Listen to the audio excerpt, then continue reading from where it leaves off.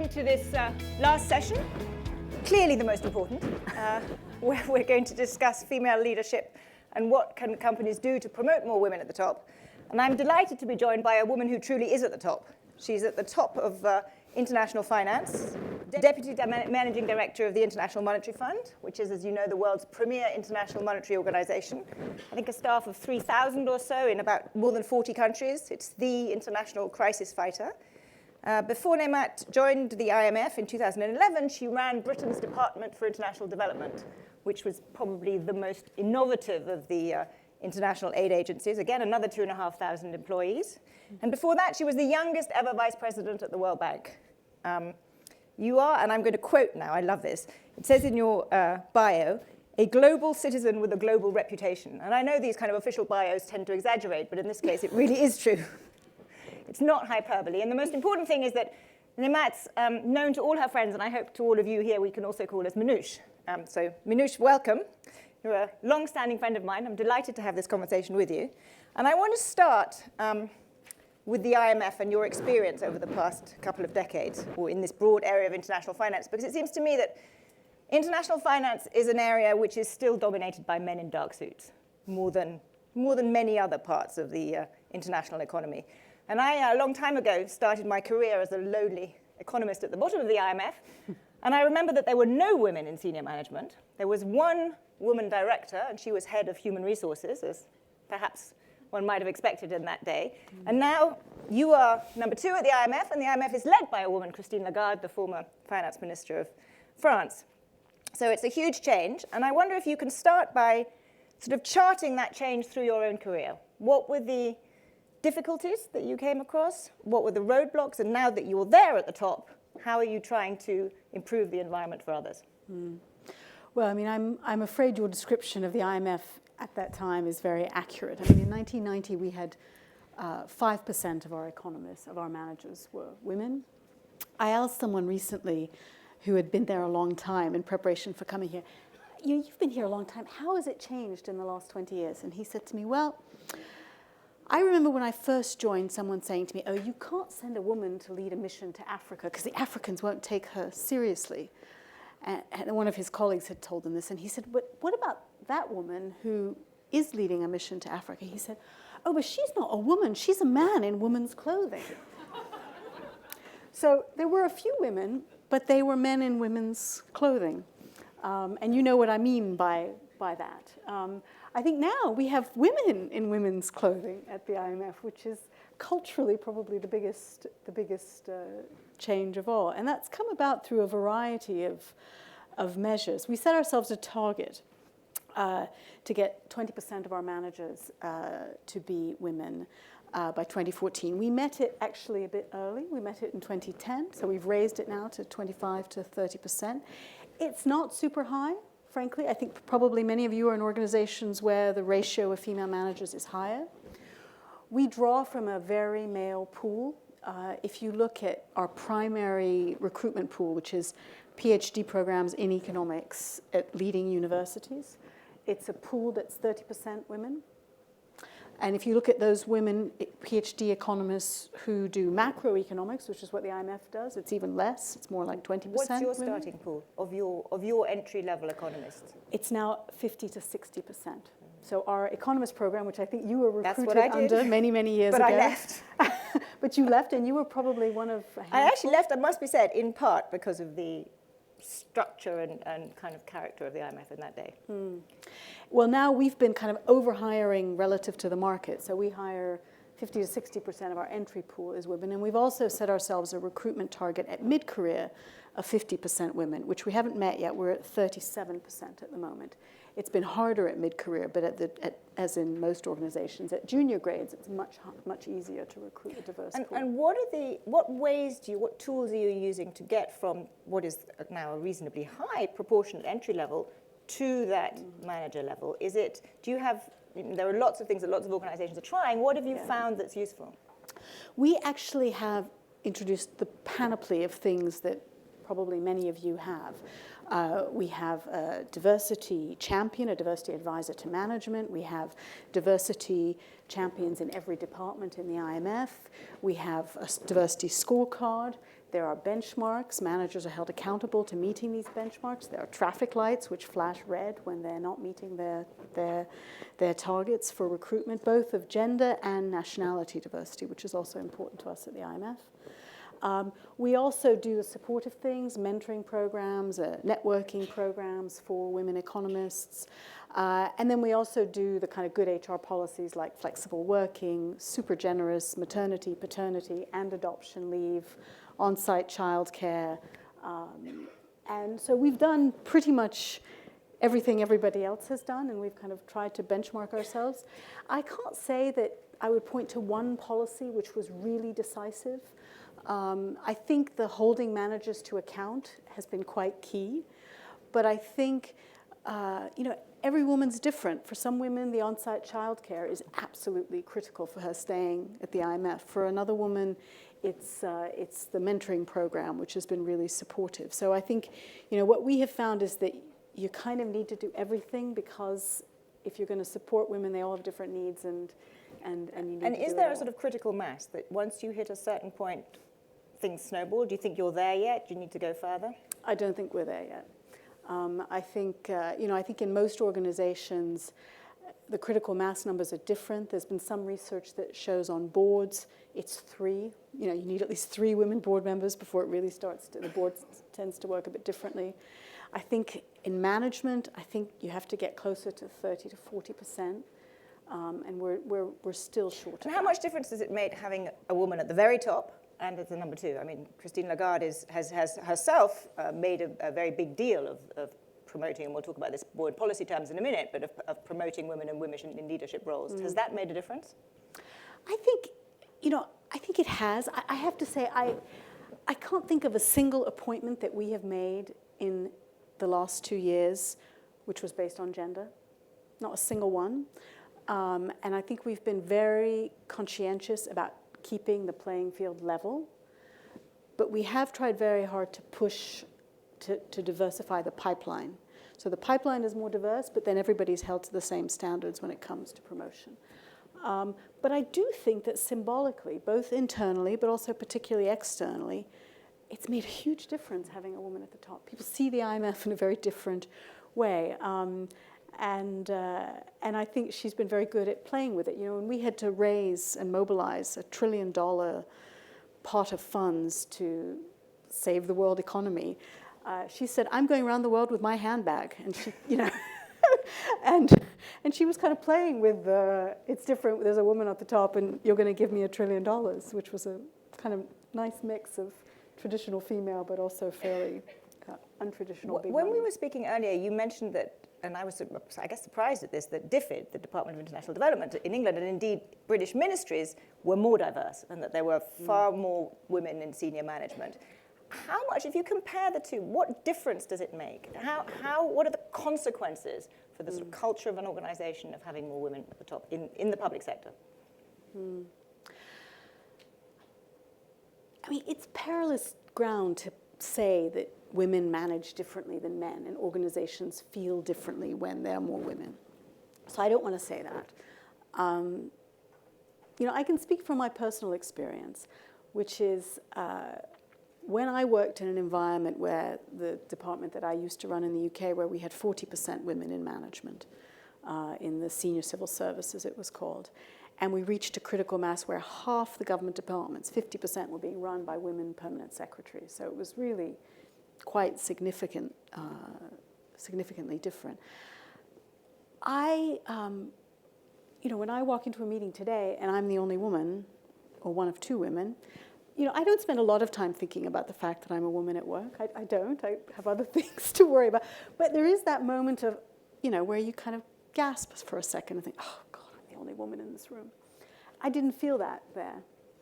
And that kind of just feeling more normal, being able to be completely yourself in the workplace, I think makes everyone more productive, be it a woman or being gay or being religious or not religious or whatever it is you are. I think it's a key part of what you were discussing in the previous session, which was how do you make people happy at work, feel engaged, and a part of it. And is there, we risk going to perilous territory, but is Is the sort of atmosphere different? Is there a sense of, less showing off or less, egoism, or, the kind of, there are lots of things that, cliches perhaps, but that tend to be associated with women leadership. I think for us, one of the reasons we want to have more senior women, and we haven't articulated it quite this way, but, women do tend to be keener to work on teams, a bit less individualistic, a bit more collaborative and open. And one of the big lessons from the economic crisis in 2008 for us was we missed the crisis partly because everyone was working in their silo, and we didn't appreciate the huge interconnections, how failed mortgages in the American Southwest could ripple across the world economy and bring down the global financial system. And I think that it's partly about having more women, but also partly about having more creative thinkers and people who work a bit more collaboratively and see the interconnections between things is absolutely business critical for the IMF to be more effective in its role in crisis prevention and crisis response.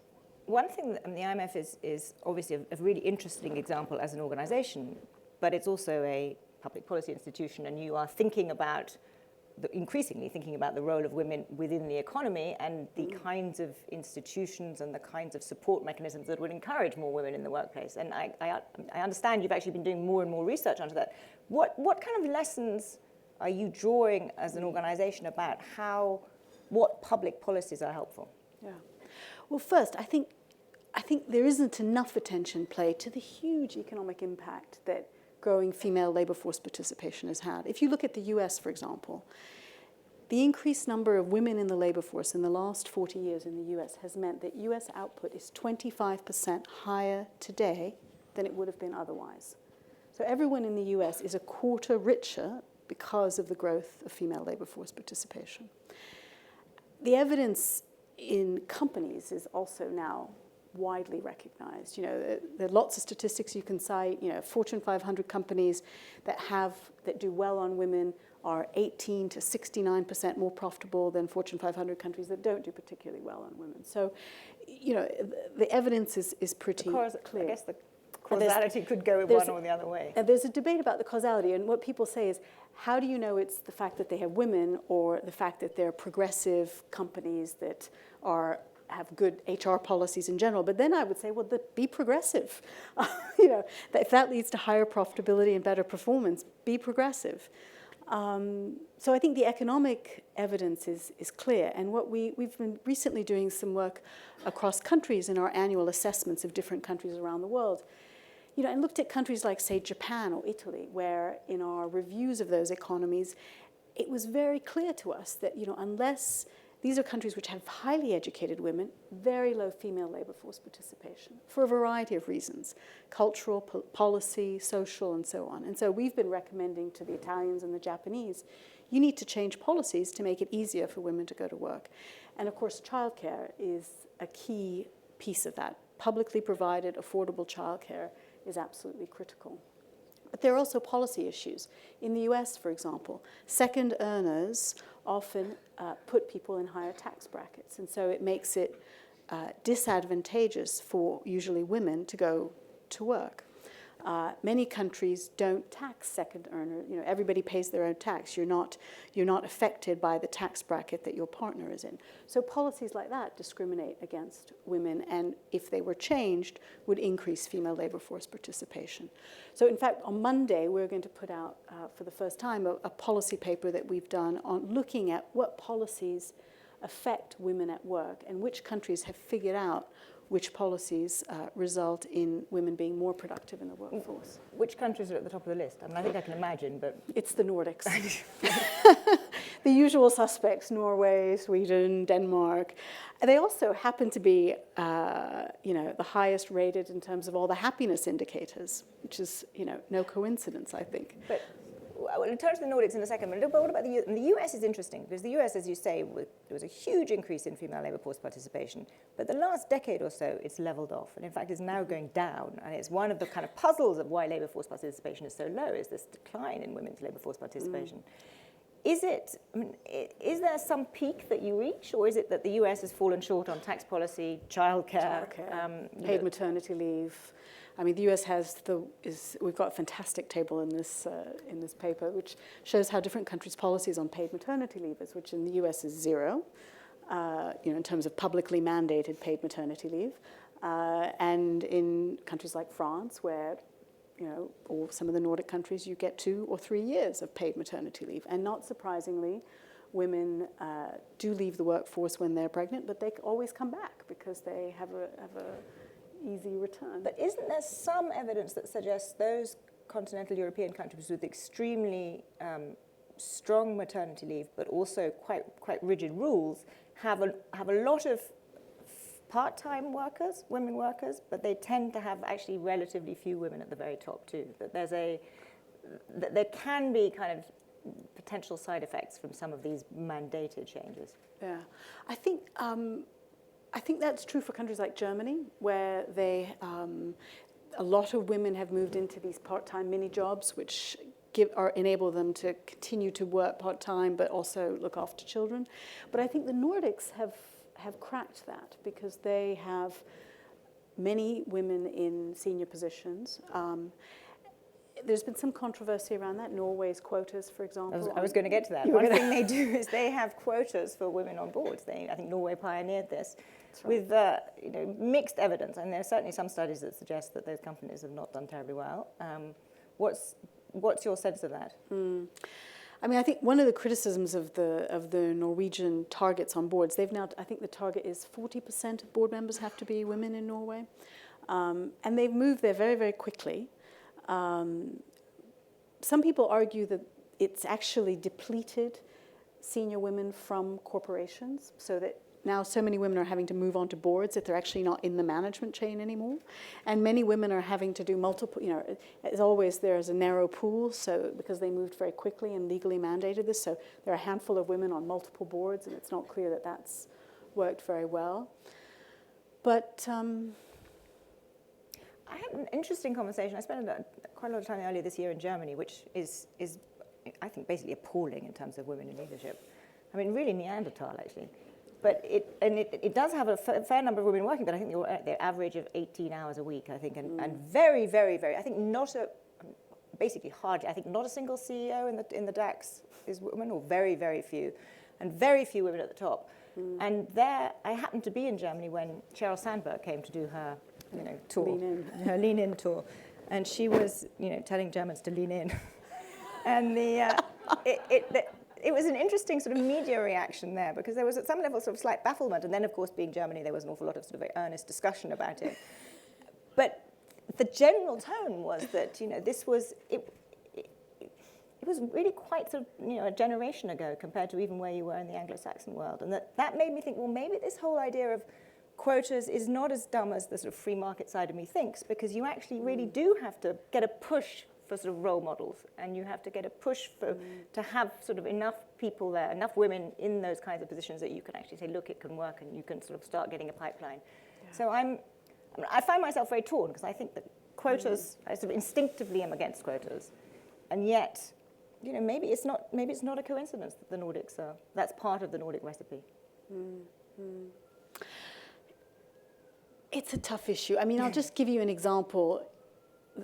The central tension for us at the IMF, for example, on this quota issue. We haven't set targets. We've set what we call benchmarks, which somehow feels is that like a quota? Just a polite name? It's a sort of, it's more like a suggestion, a recommend, highly recommended. If I'm a manager, if I'm a department or whatever they're called, mission chief, or someone mid-level person at the IMF, and my benchmark is that I have to have a sort of certain diversity in my staff. Yeah. I think if I were, the kind of macroeconomist type there, I would say, no, that's a quota. I need some women, right? How else would I interpret that? Yeah.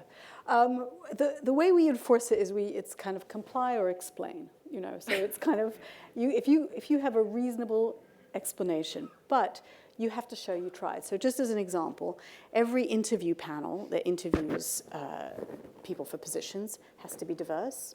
So you have to have somebody, either a diverse nationality or a woman. On the panel interviewing. On the panel interviewing.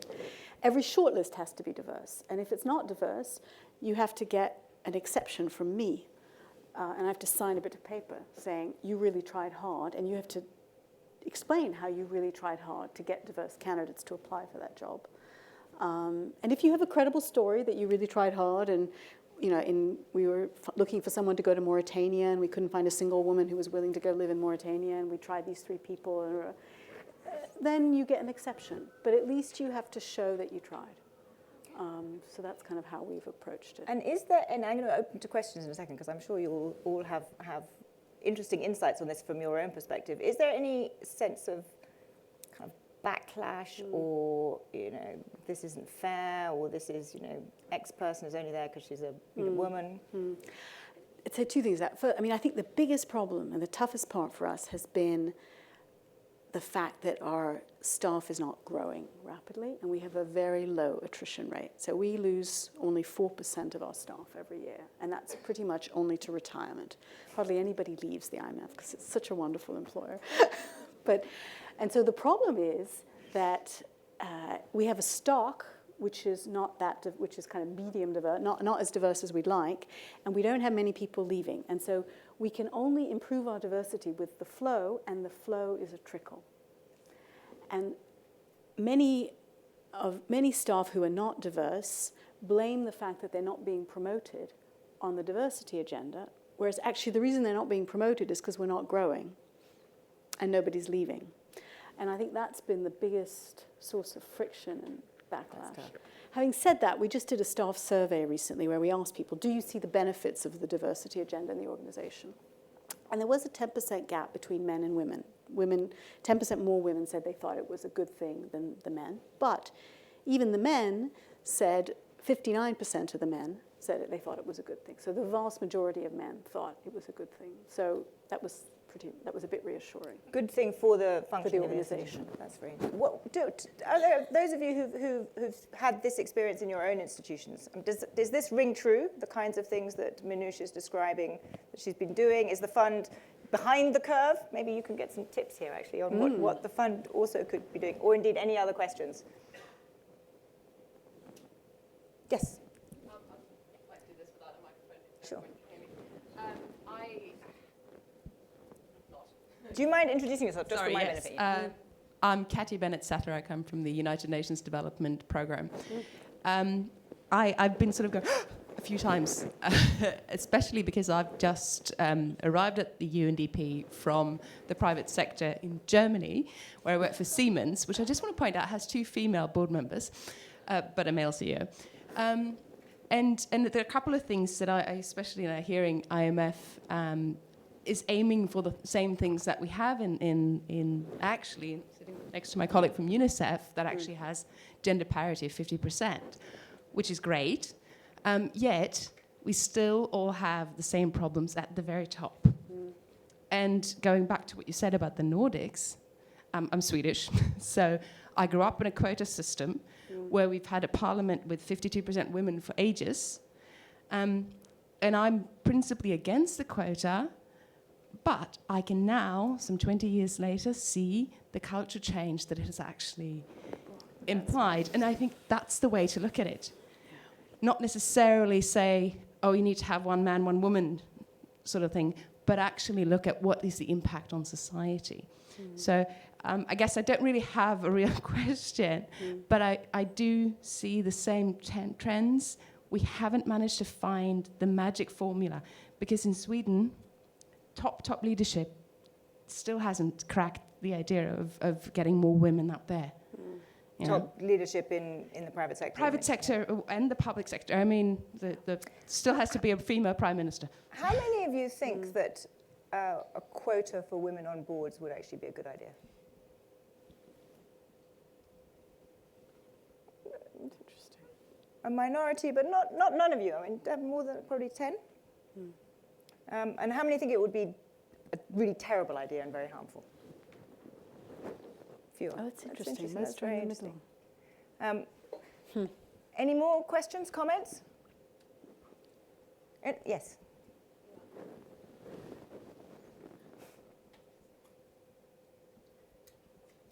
just have a comment. Sylvia Tofte from Norway.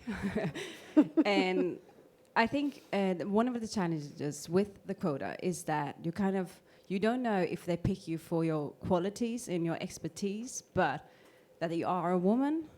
And I think that makes it sometimes very difficult, even though the purpose is a good thing, but it's many women, we talk a lot about it, and we feel like we're just there for the percentage, not for the knowledge. So, Yeah, it's a very interesting point. It's also, I think, part of the challenge with the whole diversity agenda, because you know that question of is X person being promoted, in part because she ticks the box of being the diversity bit for that department. I think there is some, at some point, that tension comes in the whole diversity agenda. And now I happen to think that the benefits far outweigh the costs, but I do think that is something that always has got to be nagging at the back of your mind. Oh, I remember the first day I joined the IMF, the person who kind of did my paperwork in HR, we signed off everything, and then she said to me, well, now you have to prove that you weren't hired just because you were a woman. And I just looked at her, and I thought, oh my God, I've been a bloody permanent secretary, I've done this, I've done that, you think at some stage you could stop having to prove that, but no. And this was a woman who said it to me. So it's interesting. Gosh. Yes. Another trend that we've noticed is our donor governments are saying of those 50 women, how many of them actually come from program versus donor countries. So we have the added struggle of when we're looking at high potential talent that, I'm sorry, you can't be that white American female. We are looking at that person from Latin America, Mexico, somewhere. So that adds another layer, sort of what you were saying, where when we bring people on board, they're like, oh, she came on board because she comes from one of the developing countries. And that adds another complexity. So I don't know if you faced that yet at IMF, but we definitely are facing it in some parts of the UN. Can I just ask you how long ago you reached the 50% target? 4 or 5 years ago. And has it made a difference to the way, I don't know how long you've been there, but to the way the institution is run? Nope. I mean, just on that, we also face the exact same issue because the IMF is owned by 188 countries, and they want the organization to reflect them. And so we try and have our nationality distribution approach our shareholding structure. And so there are certain nationalities that are very underrepresented relative to what they should be, particularly in our case, the Middle East and Africa.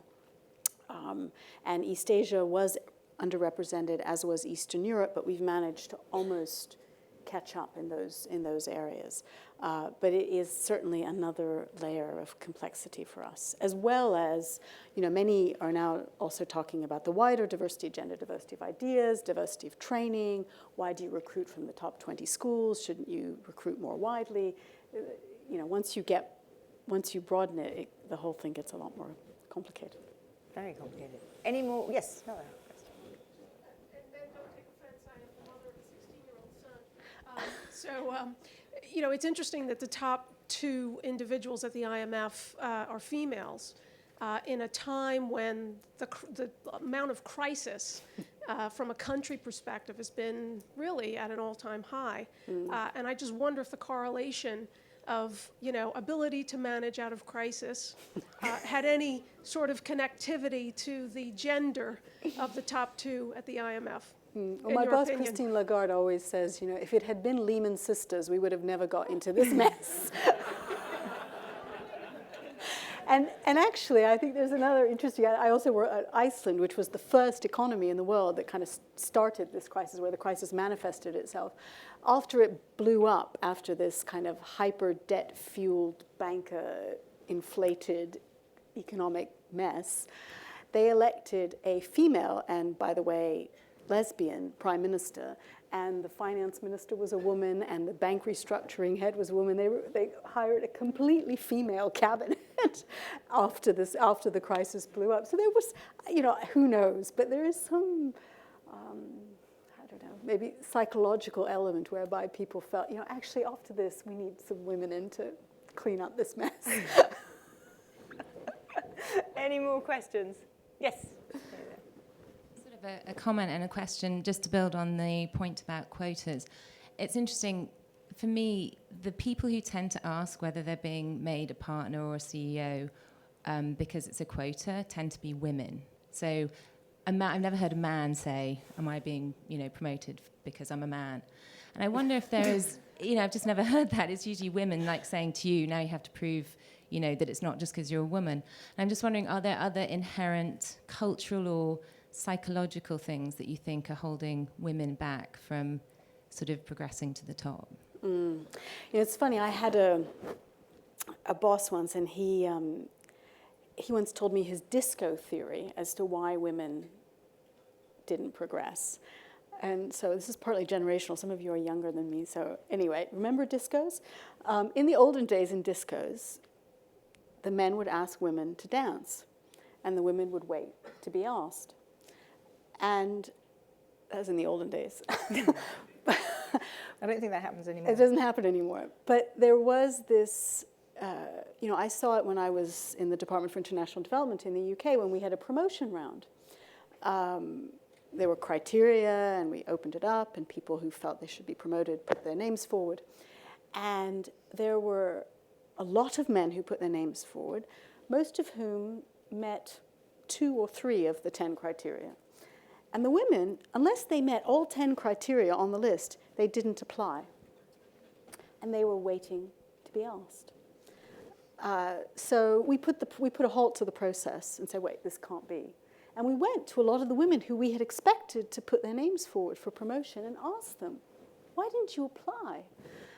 And they all said, because I didn't meet the 3rd and the 8th criterion exactly, and I think I need 2 more years experience before. Anyway, so we asked them, just said, look, just get on, just apply, okay?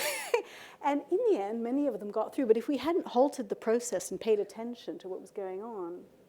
That suggests there are actually sort of management, kind of quite simple management changes that can counter these sort of inherent things that are holding women back. I mean, going out and asking everybody who, passes, has the sort of 5 of the qualifying criteria, gets around that. I mean, maybe that's you're all doing that. You can tell now that I'm not an HR expert, but that strikes me as the kinds of reasonably easy wins that you can do to counter this disco. Absolutely. I love that. Manoush's disco theory of non-promotion.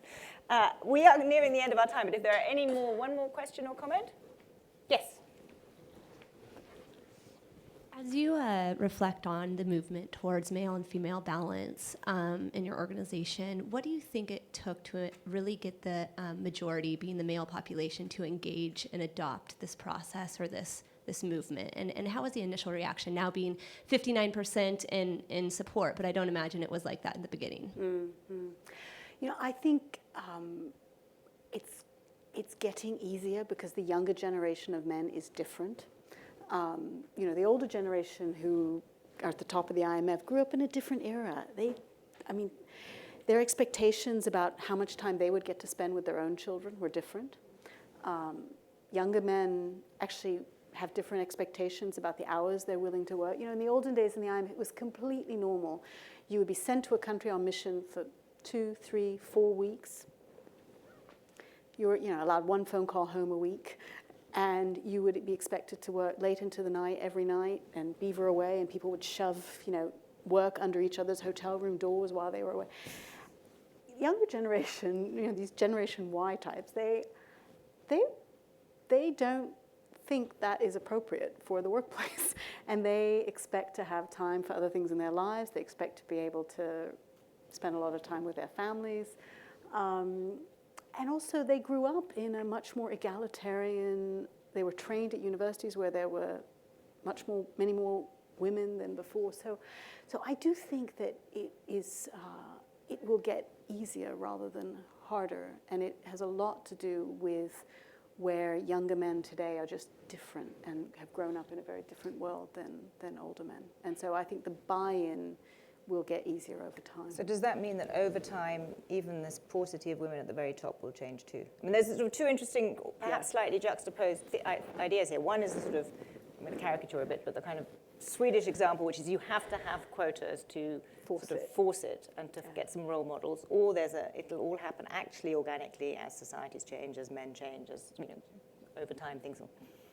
Yeah. I have to say, I think those are social choices. I think you're right. I think there are two models. One is you force it and you accelerate the change, but it is inevitable, I think.